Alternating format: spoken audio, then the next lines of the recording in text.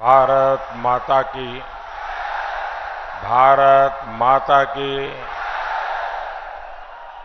शीतला धाम चौकिया के ई पावन धरती जौनपुर के हमरे सब परिवार के लोगन के हमार प्रणाम।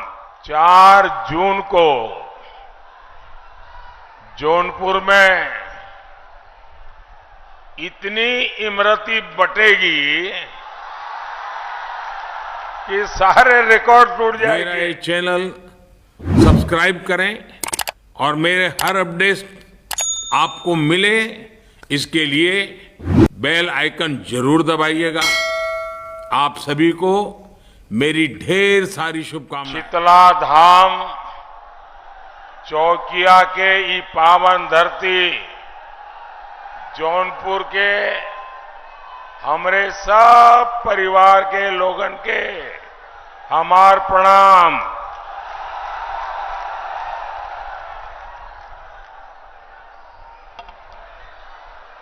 आपका ये आशीर्वाद, आपका ये स्नेह ये दिखाता है कि यूपी में इंडी गठबंधन वालों के लिए एक सीट भी जीतना मुश्किल कर दिया है आप लोगों ने।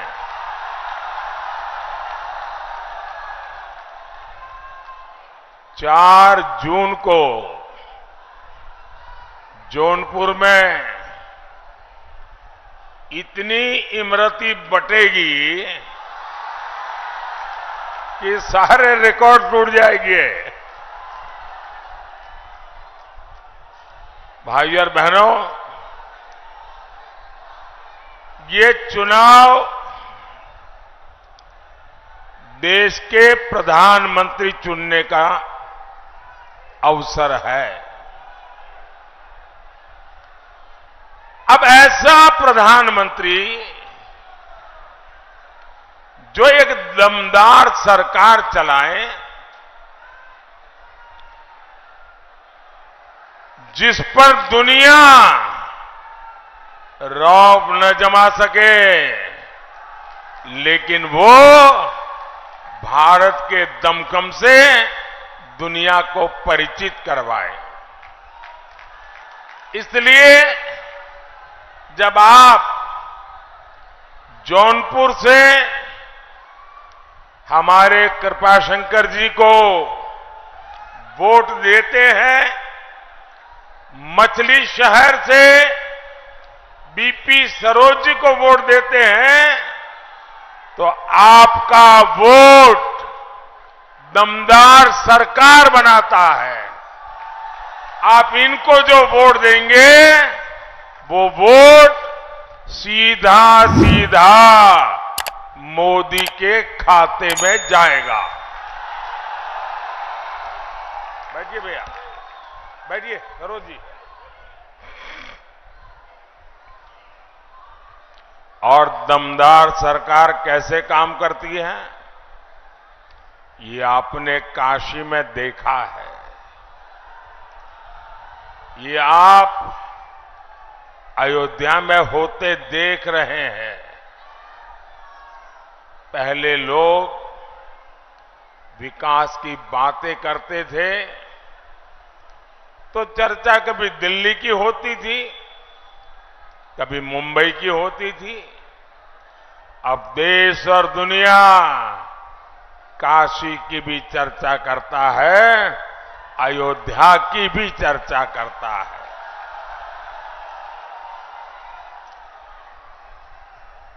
भाइयों बहनों, इतनी बड़ी तादाद में आपका आना, उसमें भी मैं देख रहा हूं चारों तरफ मुझे माताएं बहनें के दर्शन हो रहे हैं। ये मेरा बड़ा सौभाग्य है कि इतनी बड़ी मात्रा में माताएं बहनें इस लोकतंत्र के उत्सव को मना रही है, उसका नेतृत्व कर रही है। और आपके आशीर्वाद जीवन में और क्या चाहिए। मां बहने, आपका आशीर्वाद ये मेरी बहुत बड़ी शक्ति बन गए है। साथियों, विकसित भारत बनाना ये मेरा प्रण है और विकसित भारत का ग्रोथ इंजन पूर्वांचल होगा, पूर्वी भारत होगा। इसलिए जब मैं एक्सप्रेस वे बनाता हूं तो जौनपुर वालों को बड़ा लाभ होता है। जब मैं बनारस के हवाई अड्डे को अपग्रेड करता हूं तो भी यहां के लोगों को फायदा होता है। ये पूरा क्षेत्र हेल्थ और एजुकेशन, शिक्षा और स्वास्थ्य का एक बड़ा मजबूत हब बन रहा है। आने वाले 5 सालों में मोदी योगी पूर्वांचल की तस्वीर और तकदीर दोनों बदलने वाले हैं। साथियों, जौनपुर तो देश को आईएएस, आईपीएस देने वाला जिला है। एनडीए सरकार परीक्षा से लेकर भर्ती तक नई और पारदर्शी व्यवस्थाएं बनाने में जुटी है। पहले केंद्र सरकार के ग्रुप सी, डी की भर्तियों में इंटरव्यू होते थे। मोदी ने ये खत्म कर दिया ताकि युवाओं को बेवजह की परेशानी न हो, पारदर्शिता के साथ उनका चयन हो। राष्ट्रीय शिक्षा नीति में भी हमने बड़ा फैसला लिया। मेडिकल और इंजीनियरिंग की पढ़ाई पहले सिर्फ अंग्रेजी में होती थी। अगर आपका बच्चा स्कूल में अंग्रेजी में पढ़ा है तभी उसको आगे जाने का कोई खिड़की खुलती है। अब मुझे बताइए भाई, एक गरीब मां का बेटा, गरीब मां की बेटी बच्चे को अंग्रेजी पढ़ाने कहां जाएगी? अंग्रेजी पढ़ाने के पैसे कहां से लाएगी? तो क्या मेरा दलित का बेटा डॉक्टर नहीं बनेगा क्या? मेरे पिछड़े का बच्चा डॉक्टर नहीं बनेगा क्या? और इसलिए भाइयों बहनों, मैंने तय कर लिया, अब डॉक्टर बनना है, इंजीनियर बनना है तो आप अपने गांव की भाषा में पढ़ करके आएंगे तो भी डॉक्टर बनेंगे, इंजीनियर बनेंगे। अब गरीब मां का बेटा भी डॉक्टर बनेगा, गरीब मां की बेटी भी डॉक्टर बनेगी, इंजीनियर बनेगी। अब हमने हिंदी में पढ़ाई और हिंदी में परीक्षा ये रास्ता खोल दिया है। लेकिन आप जानते हैं कांग्रेस और इंडी गठबंधन इसका भी विरोध करते हैं। ये लोग आपके बच्चों का उज्जवल भविष्य नहीं चाहते। साथियों, भाजपा युवाओं की आकांक्षाओं को समझती है, उनके लिए काम करती है। ये भाजपा है जिसने मेडिकल की परीक्षा में ओबीसी आरक्षण लागू किया। हमने सामान्य वर्ग के गरीबों को भी 10% आरक्षण दिया। पेपर लीक माफिया के खिलाफ सख्त कानून की मोदी सरकार ने बनाया है। ये हमारी सरकार है जो हर जिले में मेडिकल कॉलेज बना रही है।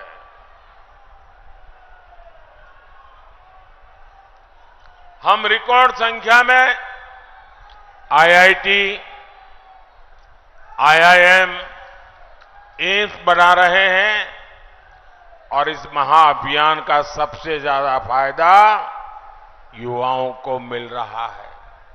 भाइयों और बहनों, इस चुनाव में देश के सामने दो मॉडल है।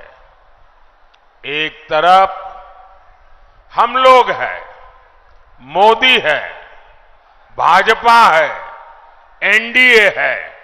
हम लोगों का रास्ता क्या है? हम लोगों का रास्ता है संतुष्टिकरण। हर किसी को संतुष्ट करना, संतोष देना। और दूसरी तरफ सपा हो, कांग्रेस हो, गठबंधन गठबंधन हो, उनका मॉडल है तुष्टीकरण, अपीजमेंट।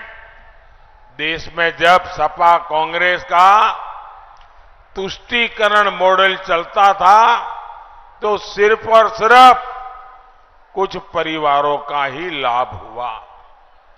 सामाजिक न्याय पर, उस नाम पर गरीब, दलित, पिछड़ों के साथ छल हुआ है, छल, अपराध हुआ है। कच्चे घर, गंदा पानी, खुले में शौच, न जाने कितने अपमान, बिजली, गैस का अभाव। जरा कोई इस बच्चे से फोटो ले लीजिए। उस बच्चे को इतने प्यार से आया है। बेटे थोड़े आगे आ जाओ तुम। बेटा आगे आ जाओ थोड़ा। जरा एसपीजी वाले आप उसको बेचारे को परेशान मत करो। देखिए कितना बढ़िया स्केच बना के लाया है। वाह, खुद बनाते हो बेटा? खुद बनाते हो? हैं? तो अच्छा, पीछे तुम्हारा नाम लिखा है? पीछे तुम्हारा नाम पता लिखा है? हाँ, तो मैं चिट्ठी लिखूंगा तुझे।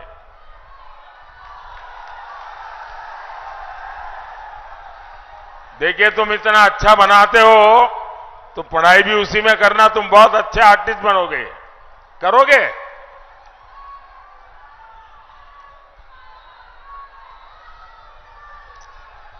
साथियों, गरीब को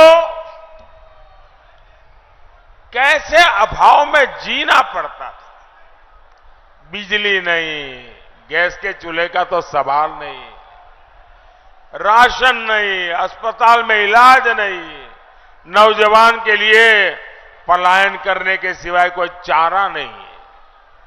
और वो वहां जहां जाते थे वहां भी चैन से नहीं रह सकते थे। उनकी पीठ पीछे यहां दबंग माफिया घर और जमीन पर कब्जा कर लेते थे।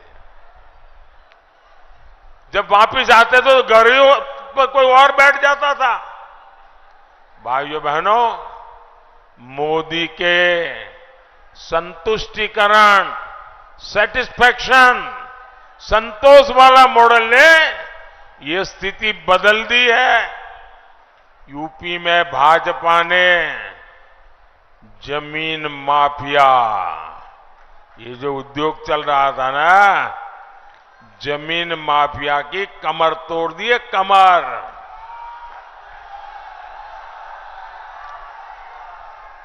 अब नागरिकों का हित सर्वोपरि है। जो जौनपुर में राशन कार्ड बना है, अब उसी पर मुंबई जाओ, सूरत जाओ, हैदराबाद जाओ, मुफ्त राशन उस पर मिल जाएगा। क्योंकि मोदी ने one nation one ration card लागू कर दिया है। यहां यूपी में 50 लाख पक्के घर लाभार्थियों को मिल चुके हैं। इसमें से 1 लाख घर यहीं ये जौनपुर जिले में मिले हैं। अब 1 लाख घर एक जिले में, मुझे बताइए हर मां मोदी को आशीर्वाद देगी कि नहीं देगी? देगी कि नहीं देगी? फिर ये ईवीएम करके चिल्लाते हैं, अरे इनको मालूम नहीं है ये ईवीएम का खेल नहीं है, ये हर मां बहन के आशीर्वाद है जिसको रहने के लिए पक्का घर मिला है। और मुझे कभी कभी मौका मिल जाता है तो मैं इन लाभार्थियों के घर में जाके देखता हूं। इनमें शौचालय, नल से जल, बिजली, सस्ता सिलेंडर, ये सारी सुविधाएं घर के साथ होती हैं। सिर्फ 4 दीवारें नहीं, घर यानी पक्का घर। और ज्यादातर घर, हमारे समाज का रिवाज कैसा है, मेरी माताएं बहनों को जरूर बता देना, मेरी ये बात जरूर बता देंगे आप लोग। हमारे यहां परंपरा क्या थी? घर है तो पति के नाम। ये क्या बढ़िया मोदी योगी बना लाए हो भाई। और ये मोदी तो इतना सुंदर लग रहा है, क्या बढ़िया मेकअप किया है भाई, और हाथ भी बढ़िया। वाह, दोनों मोदी योगी बन के आ गए।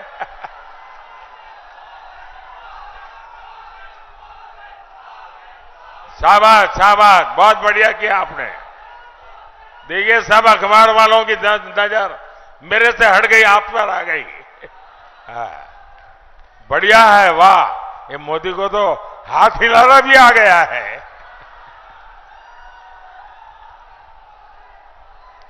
अच्छा माताएं बहनें सुनिए, भाई उन बच्चों को बिठाइए, परेशान मत कीजिए, मैं उनका बहुत आभारी हूं। देखिए हमारे समाज में कैसा रहा, घर है तो मालिक कौन? कोई पति या पुत्र। दुकान है तो मालिक कौन? पति या पुत्र। गाड़ी लाए तो मालिक कौन? पति या पुत्र। खेत है तो मालिक कौन? पति या पुत्र। हमारी माताओं बहनों के नाम पर कुछ नहीं। ये मोदी ने कह दिया नहीं चलेगा, और इसलिए मोदी जो घर देता है ना, वो महिलाओं के नाम पर देता है। और मैंने तो तय किया है, मैं 3 करोड़ लखपति दीदी बनाने वाला हूं। 3 करोड़ लखपति दीदी। और मैं आपको एक और गारंटी दूंगा, जिनको अभी घर, गैस, पानी का नल नहीं मिला है, मेरा एक काम करोगे आप लोग? हाथ ऊपर करके सबके सब बताओ तो बोलूंगा। मेरा एक काम करोगे? पक्का करोगे? जरा हाथ ऊपर करके बताइए, मेरा एक काम करोगे? देखिए इस चुनाव में आप जहां जहां जाएंगे, और हो सकता है किसी गांव में 1 आध 2 परिवार ऐसे मिल जाए जिनको अभी पक्का घर नहीं मिला है, किसी को नल से जल नहीं मिला है, किसी को गैस का कनेक्शन नहीं मिला है, तो उसका नाम पता लिख करके मुझे भेज दीजिए। और उसको कह देना कि मोदी जी ने गारंटी दी है कि 4 जून के बाद जब तीसरी बार सरकार बनेगी तो जिनको अभी घर मिला नहीं उनको मिल जाएगा, जिनको गैस नहीं मिलेगा मिल जाएगा। ये मेरा काम करोगे? मुझे सबको देना है, क्योंकि मेरे लिए तो ये माताओं बहनों की पूजा है, भक्ति है मेरी। ये भक्ति मैं करूंगा और प्रसाद मैं चढ़ाऊंगा उनके लिए पक्का घर। ये मेरी भक्ति है। साथियों, अब मोदी ने और एक काम तय किया है। मैंने तय किया है कि आपका जो बिजली का बिल है ना घर में, अब मोदी ने बिजली तो दी, लेकिन लोग आके भड़काते हैं, देखो बिजली दी क्या मिला, इतना बिल दिया मोदी ने। तो अब मैंने कह दिया है, अब मोदी ने बिजली तो दी, अब बिल भी मुझे जीरो करना है।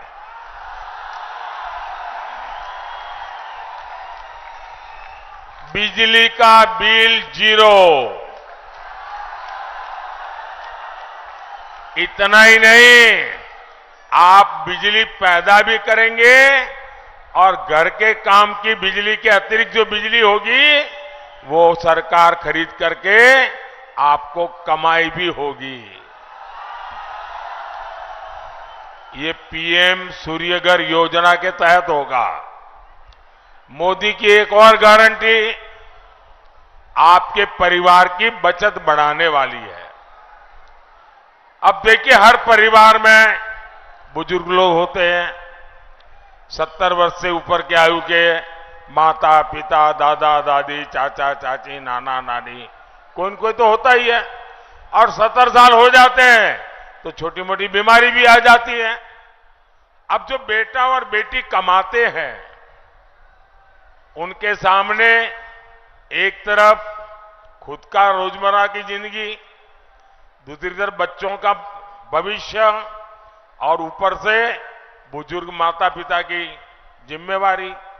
और उसमें भी अगर कोई बीमारी आ गई तो वो परिवार बेचारा तबाह हो जाता है। कितना ही मेहनती बेटा हो, कितनी मेहनती बेटी हो, लेकिन बीमारी परिवार में मुसीबत कर देती है। तो मोदी ने की एक और गारंटी, आपके माता पिता, दादा दादी, चाचा चाची, नाना नानी अगर वो 70 साल से ऊपर के हैं तो उनके इलाज की चिंता आप नहीं, ये मोदी करेगा, आपका बेटा करेगा। और इससे आपका जो पैसा बचेगा उससे आपको अपने बच्चों का भविष्य बनाना है, बनाएंगे। भाइयों बहनों, एक तरफ मोदी संतुष्टिकरण से सच्चा सामाजिक न्याय देने में जुटा है, तो वहीं सपा कांग्रेस का इंडी गठबंधन तुष्टीकरण के गर्त में गिरता चला जा रहा है। वोट बैंक की राजनीति से ऊपर नहीं उठता है। आए दिन कभी छिप करके, कभी खुलेआम हिंदू मुसलमान 70 साल से यही खेल करते रहे। अब मुझे बताइए भाइयों, इस देश को 500 साल के इंतजार के बाद, 500 साल के इंतजार के बाद राम मंदिर मिला कि नहीं मिला? आपको आनंद हुआ कि नहीं हुआ? गर्व हुआ कि नहीं हुआ? पूरा देश खुश है, दुनिया में रहने वाला हर हिंदुस्तानी खुश है, लेकिन ये परिवारवादी गालियां दे रहे हैं, गालियां।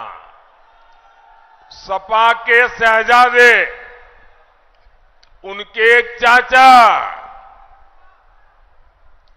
वो तो राम मंदिर को कहते हैं बेकार है, बेकार। ये सपा के शहजादे काशी का मजाक उड़ाते हैं। साथियों, अपने वोट बैंक को खुश करने के लिए ये लोग हर हद पार कर रहे हैं। अब मुझे हैरानी है, 21वीं सदी और ये 3 तलाक का झंडा लेके घूम रहे हैं। ये माताओं बहनों के साथ जुल्म हो रहा है, ये समझने को तैयार नहीं। क्यों? वोट मिलता है। ये आर्टिकल 370 जो हटाया हमने, देश का संविधान पूरे देश में लागू किया, अब कहते नहीं हम 370 की दीवार फिर से बना देंगे। ये धर्म के आधार पर देश में आरक्षण की वकालत करते हैं। ये देश का संविधान बदलकर एससी, एसटी, ओबीसी को जो आरक्षण मिला है उसका हक छीनना चाहते हैं, डाका डालना चाहते हैं। और ये काम उन्होंने कर्नाटक में कर दिया। वहां उन्होंने क्या किया, वहां जितने मुसलमान थे कर्नाटका में, कितने ही सुखी हो, संपन्न हो, पढ़े लिखे हो, उन्होंने रातों रात सभी मुसलमानों को एक हुक्म करके ओबीसी बना दिया। ऐसे क्या हुआ, जो ओबीसी को आरक्षण मिला था उसमें बहुत बड़ा डाका डाल दिया। रातों रात आरक्षण का 2 हिस्से हो गए, एक हिस्सा उनके पास चला गया और बाकी जो इतने सालों से ओबीसी का आरक्षण था वो बेचारे रोते रह गए। और ये पूरा मॉडल पूरे देश में लागू करना चाहते हैं। भाइयों बहनों, मैं भी आप ही के बीच में से निकला हूं। क्या मेरे जीते जी ये कर पाएंगे क्या? मेरे जीते जी ये ओबीसी का आरक्षण छीन पाएंगे क्या? मेरे जीते जी ये एससी का आरक्षण छीन पाएंगे क्या? मेरे जीते जी एसटी का आरक्षण छीन पाएंगे क्या? भाइयों बहनों, मैं जिंदा हूं ना, तब तक मैं इनको ये राजनीति नहीं करने दूंगा। अब आपने सुना होगा,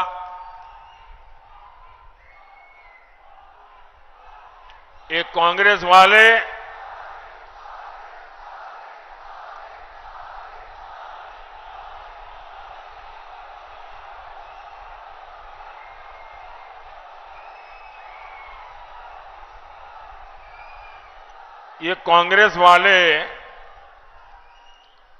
एक एक्सरे मशीन लाए, एक्सरे मशीन।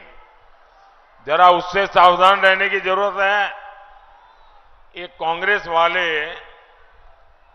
अभी पिछले 1 हफ्ते से मैं जरा उनकी हिडन एजेंडा को खुला कर रहा हूं, तब से डर गए हैं और मुझे लगता है उनका एक्सरे मशीन बिगड़ा हुआ है, रिपेयरिंग में गया लगता है।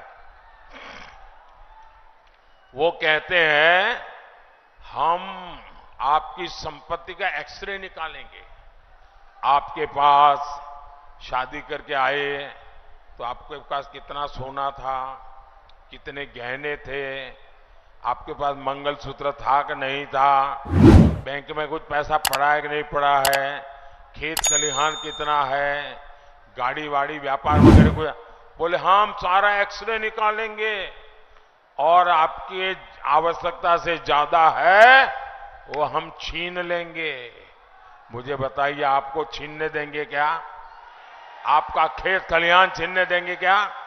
आपका मंगलसूत्र छीनने देंगे क्या? आपके गहने छीनने देंगे क्या? भाइयों बहनों, इनका तो इरादा है कि अब आपके पास जो है ना, वो मरने के बाद आप अपने बच्चों को नहीं दे सकते हैं। बताइए, हमारे देश में हर माँ बाप जीवन के आखिर में चाहता है कि मेरे पास कुछ ज्यादा हो ताकि मैं बच्चों को दे करके जाऊं। ये कहते हैं मरने के बाद आप अपने बच्चों को नहीं दे पाएंगे, आधे से ज्यादा सरकार ले लेगी। क्या आप लेने देंगे क्या? भाइयों बहनों, ये सपा कांग्रेस के खेल खतरनाक है, शहजादों की नीति खतरनाक है। वो आप यहां आपसे वोट मांगने हैं और दक्षिण भारत में जाकर के उत्तर प्रदेश के लोगों का अपमान करते हैं, गालियां देते हैं, उत्तर प्रदेश के लोगों के लिए अनाप शनाप भाषा बोलते हैं। वो ये लोग सनातन धर्म को गालियां दिलवाते हैं। इनके साथ ही डीएमके के लोग हो, केरल में लेफ्ट के लोग हो, कर्नाटक और तेलंगाना कांग्रेस के लोग हो, जब वो दल यूपी के लोगों को गालियां देते हैं तो सपा कांग्रेस वाले अपने कान में रुई डाल देते हैं। क्या यूपी के लोगों को गाली देने वाले इंडी गठबंधन को आप माफ कर देंगे क्या? हम उत्तर प्रदेश के लोगों को गाली देने वालों को माफ कर देंगे क्या? साथियों, विकसित भारत के लिए हमें भाजपा को जिताना है, हमें भारत को मजबूत बनाना है। ई बतावा हम यहां से जीत के लिए आश्वस्त हो के जाए ना। बोला? अरे फिर से बोला। मछली शहर में भी कमल के फूल खिली ना? बोला खिली ना? यही जोश है जिसके चलते फिर एक बार देश कह रहा है, फिर एक बार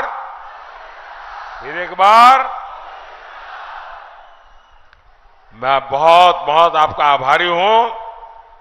मेरे साथ बोलिए भारत माता की, भारत माता की। बहुत बहुत धन्यवाद।